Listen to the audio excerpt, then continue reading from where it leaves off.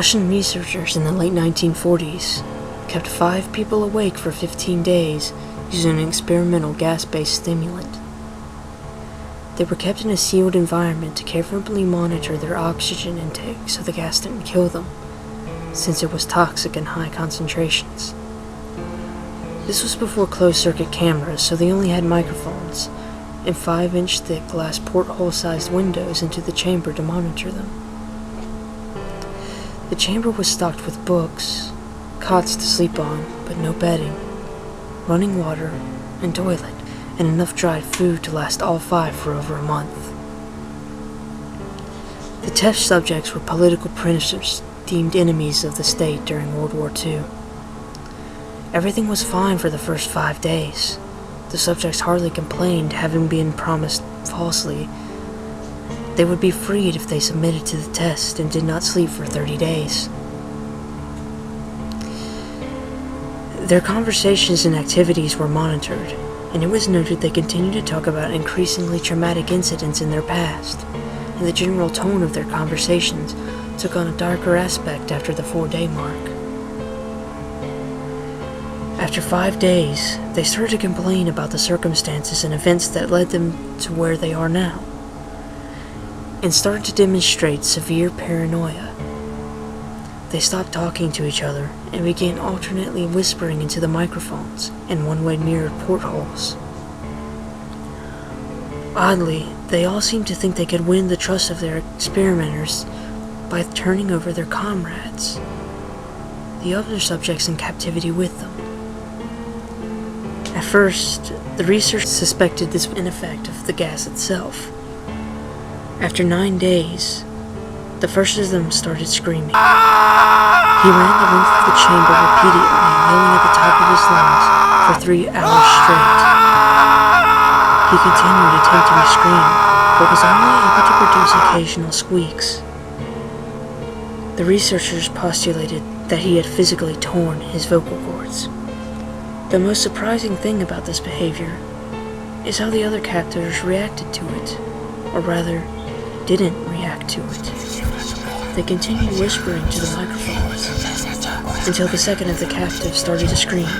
The 2 non-screaming captives took the books apart, smeared page after page with their own feces, and pasted them calmly over the glass portholes. The screaming promptly stopped. So did the whispering into the microphones. After 3 more days passed, the researchers checked the microphones hourly to make sure they were still working, since they thought it was impossible that no sound could be coming with 5 people inside. The oxygen consumption in the chamber indicated that all 5 must still be alive. In fact, it was the amount of oxygen 5 people would consume at a very heavy level of strenuous exercise.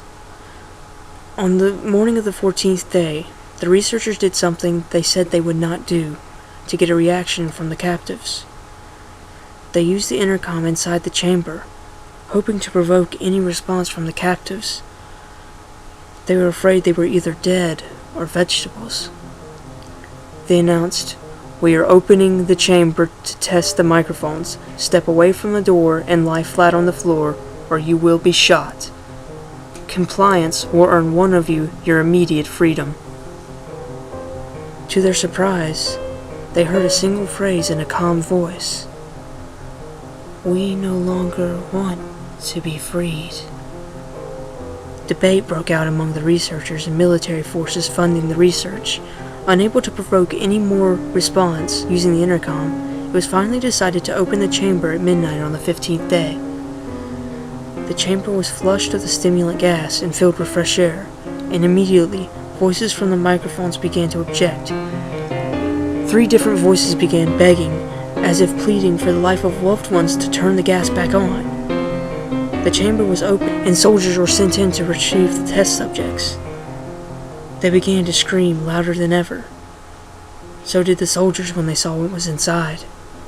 4 of the 5 subjects were still alive, although no one could rightly call the state of any of them in life. The food rations past day 5 had not been so much as touched. there were chunks of meat from a dead test subject's thighs and chest stuffed into the drain in the center of the chamber, blocking the drain and allowing 4 inches of water to accumulate on the floor. Precisely how much of the water on the floor was actually blood was never determined. All 4 surviving test subjects also had large portions of muscles and skin torn away from their bodies. The destruction of flesh and exposed bone on their fingertips indicated that the wounds were inflicted by hand, not with teeth as the researchers initially thought. Closer examination of the position and angles of the wounds indicated that most, if not all of them, were self-inflicted. The abdominal organs below the ribcage of all 4 test subjects had been removed, while the heart, lungs, and diaphragm remained in place. The skin and most of the muscles attached to the ribs had been ripped off, exposing the lungs through the ribcage. All the blood vessels and organs remained intact. They had just been taken out and laid on the floor, fanning out around the eviscerated but still living bodies of the subjects. The digestive tract of all 4 could be seen working, digesting food. It quickly became apparent that what they were digesting was their own flesh that they had ripped off and eaten over the course of days. Many of the soldiers were Russian special operatives at the facility, but still many refused to return to the chamber to remove the test subjects. They continued to scream to be left in the chamber, and alternately begged and demanded that the gas be turned back on, lest they fall asleep. To everyone's surprise, the test subjects put up a fierce fight in the process of being removed from the chamber. One of the Russian soldiers died from having his throat ripped out. Another was gravely injured by having his testicles ripped off and an artery in his leg severed by one of the subject's teeth. Another 5 of the soldiers lost their lives, if you count the ones that committed suicide in the weeks that followed the incident. In the struggle, one of the 4 living subjects had his spleen ruptured, and he bled out almost immediately. The medical researchers attempted to sedate him, but this proved impossible. He was injected with more than 10 times the human dose of morphine, and still he fought like a cornered animal, breaking the ribs and arm of one doctor. The heart was seen to beat 2 full minutes after he bled out, to the point that there was more air in his vascular system than blood. Even after it stopped, he continued to scream and flail for another 3 minutes, struggling to attack anyone in reach, just repeating the word "more" over and over, weaker and weaker, until he finally fell silent. The surviving 3 test subjects were heavily restrained and moved to a medical facility. The 2 with intact vocal cords continuously begging for the gas and demanding to be kept awake. The most injured of the 3 was taken to the only surgical operating room that facility had. In the process of preparing the subject to have his organs placed back within his body, it was found he was effectively immune to the sedative they had given him to prepare him for the surgery. He fought furiously against the restraints. When the anesthetic gas was brought on to put him under, he managed to tear most of the way through the 4-inch wide leather strap-on in one wrist. Even though the weight of a 200-pound soldier was holding that wrist as well. It only took a little more anesthetic than normal to put him under, and the instant his eyelids fluttered and closed, his heart stopped. In the autopsy of the test subject that died on the operating table, it was found that his blood had tripled the normal level of oxygen. His muscles that were still attached to his skeleton were badly torn. He had broken 9 bones in his struggle to not be subdued. Most of them were from the force of his own muscles had exerted on them. The second survivor had been the first of the 5 to start screaming. His vocal cords destroyed, he was unable to beg or object to surgery, and he only reacted by shaking his head violently in disapproval when the anesthetic gas was brought near him. He shook his head yes when someone suggested Reluctantly, they tried the surgery without anesthetic, and did not react for the entire 6-hour procedure of replacing his abdominal organs and attempting to cover them with what remained of his skin. The surgeon presiding stated repeatedly that it should be medically possible for the patient to still be alive. One terrified nurse assisting the surgery stated she had seen the patient's mouth curl into a smile several times whenever his eyes met hers.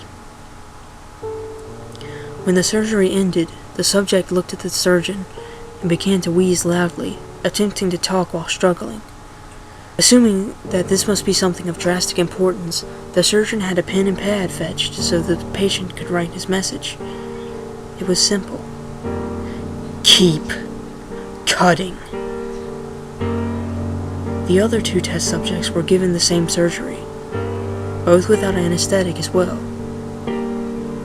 Although they had to be injected with a paralytic for the duration of the operation, the surgeon found it impossible to perform the operation while the patients laughed continuously. Once paralyzed, the subjects could only follow the attending researchers with their eyes. The paralytic had cleared their system in an abnormally short period of time, and they were soon trying to escape their bonds. The moment they could speak, they were again asking for the stimulant gas. The researchers tried asking why they had injured themselves, why they had ripped out their own guts, and why they wanted to be given the gas again. Only one response was given. I must remain awake. All 3 subjects' restraints were reinforced, and they were placed back into the chamber, awaiting determination as to what should be done with them. The researchers, facing the wrath of their military benefactors for having failed their stated goals of their project, considered euthanizing the surviving subjects. The commanding officer, an ex-KGB, instead saw potential, and wanted to see what would happen if they were put back on the gas. The researchers strongly objected, but were overruled. In preparation for being sealed in the chamber again, the subjects were connected to an EEG monitor, and had their restraints padded for long-term confinement. To everyone's surprise, all 3 had stopped struggling the moment it was let slip that they were going to be put back on the gas. It was obvious at this point that all 3 were putting up a great struggle to stay awake. One of the subjects that could speak was humming loudly and continuously. The mute subject was straining his legs against the leather bonds with all his might, first left, then right, then left again, for something to focus on. The remaining subject was holding his head off of his pillow and blinking rapidly. Having been the first to be wired for EEG, most of the researchers were monitoring his brainwaves. In surprise, they were normal most of the time, but sometimes they flatlined inexplicably. It looked as if he were repeatedly suffering brain death before returning to normal. As they focused on paper scrawling out the brainwave monitor, only one nurse saw his eyes slip shut, and at the same moment his head hit the pillow, his brainwaves immediately changed to that of deep sleep, then flatlined for the last time as his heart simultaneously stopped. The only remaining subject that could speak started screaming to be sealed in now. His brainwaves showed the same flat lines as one that had just died from falling asleep.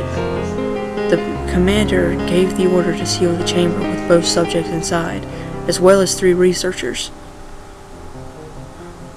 One of the named 3 immediately drew his gun and shot the commander point blank between the eyes, then turned the gun on the mute subject and blew his brains out as well. He pointed the gun at the remaining subject, still restrained to a bed, as the remaining members of the medical research team fled the room. I won't be locked in here with these things. Not with you! He screamed at the man strapped to the table. What are you? He demanded. I must know! The subject smiled. Have you forgotten so easily? The subject asked. We are you. We are the madness that lurks within you all, begging to be free at every moment in your deepest animal mind. We are what you hide from in your beds every night. We are what you sedate into silence and paralysis when you go into the nocturnal haven we cannot tread. The researcher paused, then aimed at the subject's heart and fired. The EEG flatlined as the subject weakly choked out. So nearly free.